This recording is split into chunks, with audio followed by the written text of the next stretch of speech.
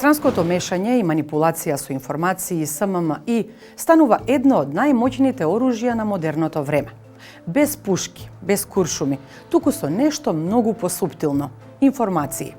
Денес ќе ви покажам како една приказна може да предизвика паника, да создаде хаос и да служи на интересите на странски актери.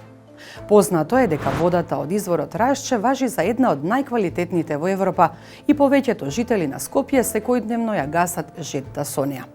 Меѓутоа, една вечер на Facebook се појавува објава: не пијте вода од чешма, 10 деца завршија во болница од труење. За само неколку часа објавата се шири како пожар. Сепак, ниту еден случај не е пријавен во болница. Инспекторатот за вода по извршената контрола не најде ништо сомнително. Па како настана хаосот?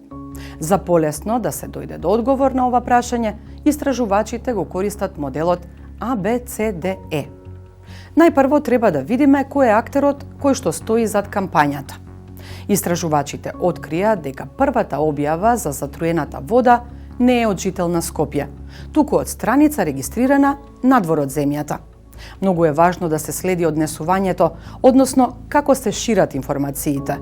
Во рок од една ноќ се појавија стотици нови профили кои ја повторуваа истата порака за скопската вода. Мора да се навлезе во суштината на содржината, бидејќи таа може да биде лажна, но и вистината информација извадена од контекст. Содржината беше целосно лажна, но звучеше искрено и емоционално, и токму затоа луѓето поверуваа. Степенот ни покажува колку е голема операцијата и колку далеку стигнува.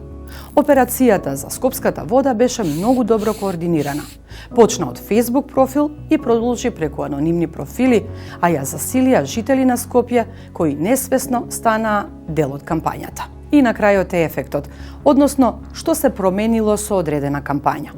Луѓето почнаа да веруваат дека државата крие нешто за изворот Рашче, а странскиот актер создаде нестабилност и предизвика страв и недоверба во институциите.